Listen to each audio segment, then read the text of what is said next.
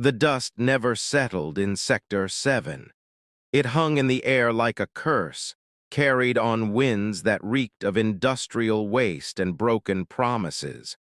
Marcus Kane sat behind his reinforced counter, watching the contaminated sunset paint the sky in shades of sickly yellow and chemical orange.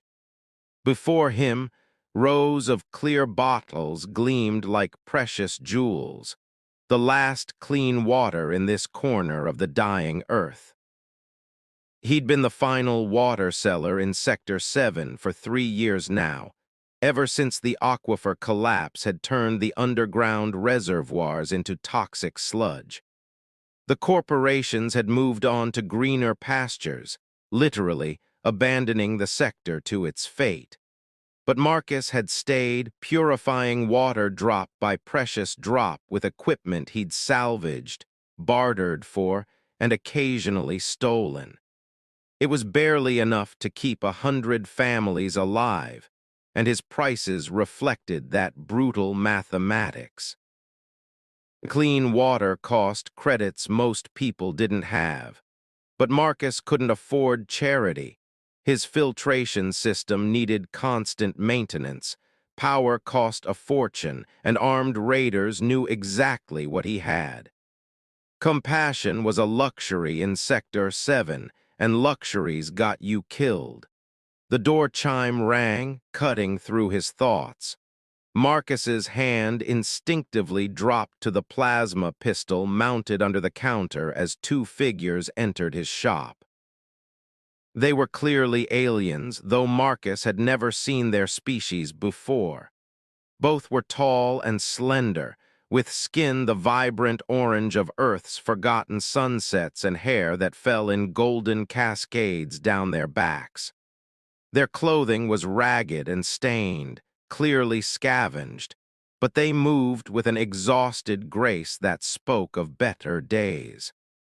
The taller one, maybe early 20s in human years, held the other protectively. The younger girl, perhaps 16, swayed on her feet, her orange skin pale and sickly, her breathing labored. "Please," the older one said, her accented English rough but understandable. "My sister needs water, clean water, she's very sick." Marcus had heard similar pleas 1,000 times. He gestured to the price board mounted on the wall. 50 credits per liter, no exceptions. The girl's amber eyes widened in dismay. She fumbled in her pockets, producing a handful of miscellaneous junk, broken jewelry, a few low-denomination credit chips, some alien currency that was worthless on Earth. "This is all we have. Please, she hasn't had clean water in 4 days. The contaminated water is killing her." "Then she shouldn't have drunk it," Marcus said flatly, though something in his chest tightened. 50 credits or walk." The younger sister coughed, a wet, horrible sound, and collapsed against the counter. Up close, Marcus could see the telltale signs of heavy metal poisoning. The tremors, the discoloration around her lips, the fever sweat on her brow. The older sister caught her, lowering her gently to the floor. "Lyra, stay with me, please stay with me." She looked up at Marcus with desperate, tear-filled eyes. "We're Zenthari. Our ship crashed 3 weeks ago. Everyone else died. We've been trying to earn passage off-world, but no one will hire us without documentation. We've sold everything we had." "This," she gestured to the pitiful pile on the counter, "this is everything we have left in the universe." Marcus had heard sob stories before. Everyone in Sector 7 had one. "Not my problem. You want charity, try the aid centers in Sector 3. "We did," the girl said, her voice breaking. "They turned us away, said they're over capacity, said to come back in 3 weeks. She looked down at her sister, who was now barely conscious. "She doesn't have 3 weeks. She doesn't have 3 days." Marcus started to turn away, to do what he always did, protect his resources, his survival, his own skin. but something stopped him. Maybe it was the way the older sister held the younger one, the fierce, protective love that reminded him of someone he'd lost long ago. Maybe it was the fact that they were aliens in a sector that despised outsiders, yet they'd come to him anyway because they had nowhere else to go. Or maybe he was just tired of watching people die. "What are your names?" he heard himself ask. The older sister looked up, surprised. "I'm Sira, this is Lyra, We were botanical engineers on Zenthar Prime before," her voice caught, "before it was destroyed." Marcus walked around the counter and knelt beside the sick girl. Her pulse was thready, her breathing shallow. Without intervention, she'd be dead by morning. He'd seen enough heavy metal poisoning to know. "How long can you work?" he asked Sira. "What?" "I need someone to help maintain the filtration system," Marcus said, the lie coming easily. "It's delicate work, requires precision. Botanical engineers understand biological systems, right?" Sira nodded slowly, confusion and hope warring on her face. "Yes, but here's the deal," Marcus interrupted.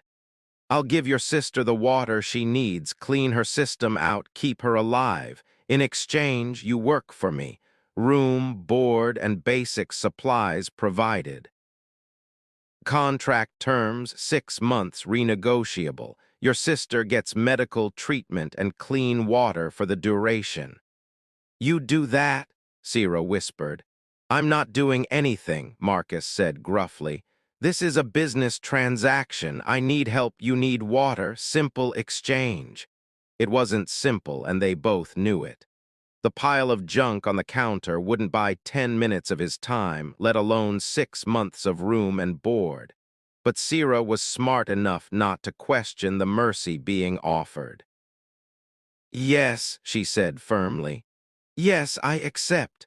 Marcus carried Lyra to the back room, the small apartment where he lived behind the shop, and laid her on his own bed.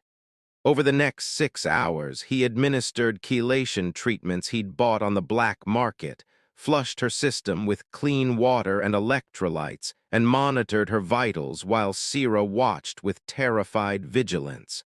Around midnight, Lyra's fever broke.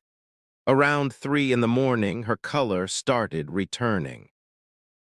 By dawn, she opened her eyes and asked weakly where she was. Sira collapsed in relief, sobbing against her sister's shoulder. Marcus made himself scarce, busying himself with inventory checks he didn't need to do, trying to ignore the uncomfortable warmth in his chest. Over the following weeks, he discovered that his lie about needing help had accidentally become truth. Sira was brilliant with the filtration system, intuitive in ways that made the temperamental equipment purr under her hands. She could coax an extra 10% efficiency from processes Marcus had thought maxed out, and she did it while teaching Lyra, who recovered quickly once properly treated, the basics of water chemistry. They transformed his living space. Lyra, desperate to contribute, cleaned obsessively, organized his chaotic supplies, and even managed to grow herbs in makeshift planters using techniques from their home world. Sira worked 16-hour days without complaint, learning every aspect of the operation.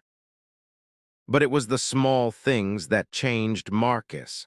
The way Sira hummed while she worked, old Zenthari songs that made the dusty shop feel less lonely. The way Lyra smiled when she successfully balanced a chemical equation, her amber eyes bright with pride. The way they both insisted on sharing meals with him, even though he'd told them it wasn't necessary. "Family eats together," Sira had said simply, and that was that. Marcus found himself telling them things he'd never told anyone. About his daughter, who died in the aquifer collapse, about his wife who'd left when he refused to abandon Sector 7. about the guilt that drove him to keep filtering water even when it would have been easier to leave. They shared their own grief in return. The systematic destruction of Zenthar Prime by corporate raiders seeking rare minerals.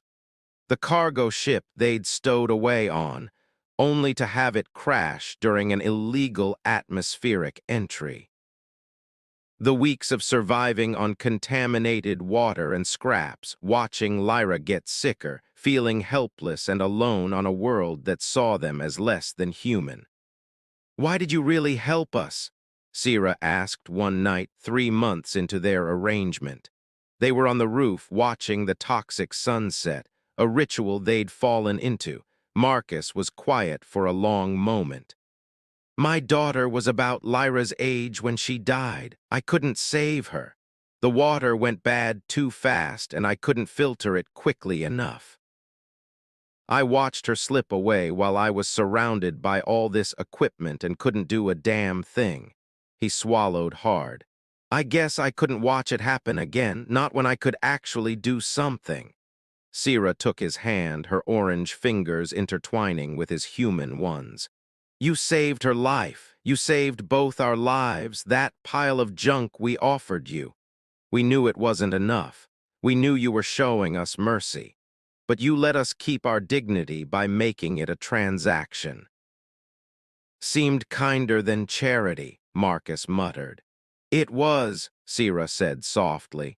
"It let us work for what we received. It let us feel human. Well, Zenthari again. You gave us more than water, Marcus. You gave us purpose. You gave us hope." The 6-month mark came and went without discussion. The contract renewal Marcus had mentioned never materialized because none of them wanted to acknowledge it might end. Sierra had become indispensable, not just to the operation, but to Marcus himself. Her quick mind, her terrible jokes, her fierce determination to make every day count. Lyra had become the daughter he'd lost, filling the apartment with laughter and questions and a kind of innocent joy he'd thought Sector 7 had killed forever. They were a family, strange and patchwork, but real. It was Lyra who noticed it first, 10 months after that desperate night when they'd stumbled into the shop. "Marcus, you're filtering more water than usual. Are we getting more customers?" He wasn't. He'd been giving water away quietly to families who couldn't pay, just enough to keep kids from dying, parents from watching their children suffer like he'd watched his daughter, like Sierra had nearly watched Lyra. "Mind your own business, kid," he grumbled, but Sierra had already figured it out. "You're going to bankrupt yourself," she said, but there was no judgment in her voice, only understanding. "Can't stand it anymore," Marcus admitted. "Used to be I could harden my heart, tell myself it was survival. But you two came in here with nothing, and I couldn't let Lyra die. And now every sick kid I see, every desperate parent I see my daughter. I can't turn them away anymore." Sierra studied him for a long moment, then smiled. "Then we'll make it work. I've been experimenting with a new filtration membrane design based on Zenthari bioprocessing. It could double our output while cutting power consumption by 40%. We'll produce more, charge less, and still survive." "We?" Marcus asked. "We," Lyra confirmed, sliding her small hand into his. "We're family, aren't we? Family works together." Something broke open in Marcus's chest, something that had been locked away since his daughter died. "Yeah," he said roughly. "Yeah, we're family." The new system took 3 months to build. During that time, word spread through Sector 7's underground networks. The water cellar had gone soft. The water cellar was giving product away. The water cellar was vulnerable. The raiders came on a Tuesday night. 6 of them, armed and armored, thinking they'd found easy pickings. They hadn't counted on Sierra's Zenthari reflexes, honed by a childhood on a world that had bred survivors. They hadn't counted on Lyra's quick thinking, flooding the shop floor with contaminated water and electrifying it. They hadn't counted on Marcus fighting like a man with something to lose. When the sector's makeshift security force finally arrived, all 6 raiders were unconscious, and the Kane family, because that's what they'd become, stood bruised but unbroken. "You could have been killed," Marcus said later, checking Sierra's split lip with gentle fingers. "So could you," she countered. "That's what family does. We protect each other. The Zenthari don't have a concept of chosen family," Lyra added, pressing ice to her bruised ribs. "Blood family, yes, but you humans have this beautiful idea that family can be built, not just born. I like that. I like being a Kane." Sierra's eyes met Marcus's, warm and full of affection that had grown from gratitude into something deeper. "I love you," she said simply. "Not because you saved us, though you did. Not because you gave us a home, though you did. But because you're kind when the world rewards cruelty. Because you fight for what's right even when it costs you. Because you saw 2 desperate aliens and chose to see people." Marcus pulled her close, careful of her injuries. "I love you too, both of you. You gave me a reason to keep going when I'd forgotten why I was fighting." The new filtration system went online 2 weeks later. True to Sierra's calculations, it doubled their output while cutting costs. They began selling clean water at half the previous price, still enough to maintain the equipment and keep the lights on, but accessible to families who'd been slowly poisoning themselves with contaminated alternatives. Other merchants called Marcus a fool, said he was undermining the market, destroying his own profits, guaranteeing his eventual failure. But Marcus didn't care. Every child who drank clean water without their parents going bankrupt was a victory. Every family who survived another week was worth more than credits in an account. And he wasn't alone anymore. Sierra worked beside him, brilliant and tireless, constantly innovating new ways to purify more water more efficiently. Lyra had become their unofficial ambassador, charming customers and keeping meticulous records that revealed patterns Marcus had never noticed. Which families needed help most, which neighborhoods had the worst contamination, where their resources could do the most good. A year after that desperate midnight encounter, on the anniversary of the day Sierra and Lyra had stumbled into his shop with nothing but junk and hope, Marcus made it official. He filed the paperwork to legally adopt both sisters, granting them citizenship, documentation, and the Kane family name. "You already gave us everything," Sierra said, staring at the documents with tears streaming down her orange cheeks. "You gave us our lives back. You gave us purpose and hope and love. What more could we possibly need?" "A future," Marcus said. "Legal protection, the right to stay here, to build something, to know you're safe, and the knowledge that you're not alone, never alone. We're family, and that's forever." Lyra threw her arms around him, sobbing happily. Sierra joined them, and they stood there in the dusty shop, 3 people from different worlds who'd found each other in the darkness and chosen to build something beautiful. Outside, Sector 7 remained hard and dangerous and unforgiving. But inside, in the small shop where the last clean water seller worked alongside his alien daughters, there was something the wasteland couldn't touch. A family built on sacrifice, sustained by love and growing stronger every day. They had come to him with everything they had, which was nothing but desperation and hope. In return, they'd given him everything he'd lost: purpose, family, and a reason to believe that even in the darkest corners of a dying world, human decency could still bloom. The water flowed clean and clear, and the Cain family, Marcus, Sira, and Lyra, stood together against the dust and darkness, proof that sometimes the most valuable things couldn't be measured in credits or commodities, but in the connections that made survival worth the struggle. They had paid with everything they had, and in doing so they'd gained everything that mattered.